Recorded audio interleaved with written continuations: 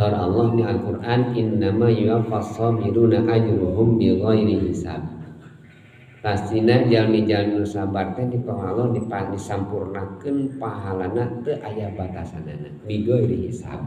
Pikeun jalmi anu sabar. Naon sabar teh? Sabar teh saur sapaling ulama nyebatkeun habsun nafsi. Hartosna jalmi sabar mah bisa ngajaga kana diri sabar.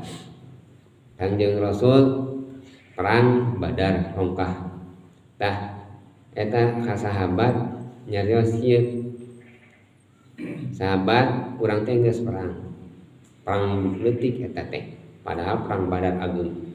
Tapi saur Kanjeng Rasul urang ayeuna rek perang anu badag. Luasna sahabat. Naon Rasulullah nyaeta merangan kana nafsu. Tah merangan kana nafsu teh perlu dina kasabaran. Agung pisan pahalana. Upami salat aya pahala nu ditangtoskeun. Urang uninga panginten lamun urang salat teh pahala lamun berjamaah eta teh.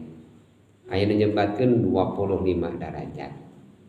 Aya nyebatkeun 27 derajat. Aya nu nyebatkeun 50 derajat. Eta teh tergantung salat nu mana heula kitu. Lamun salatna berjamaah na teh berjamaah maghrib saurna gitu 25. Mun jamaahna rada hese 27, isya mah rada hese panginten. Subuh mah komo beuy kadol subuh mah 50 derajat. Tadi bikin ka sapertos kitu derajat. Aya katangtosanana.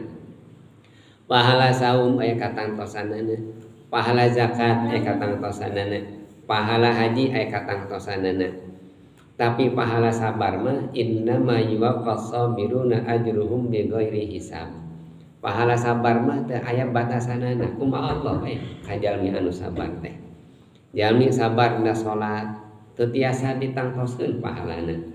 Jalmi sabar dina puasa, dina zakat, dina ibadah jeung nu sanesna katangtosan ti Gusti Allah teh teu aya batasanana.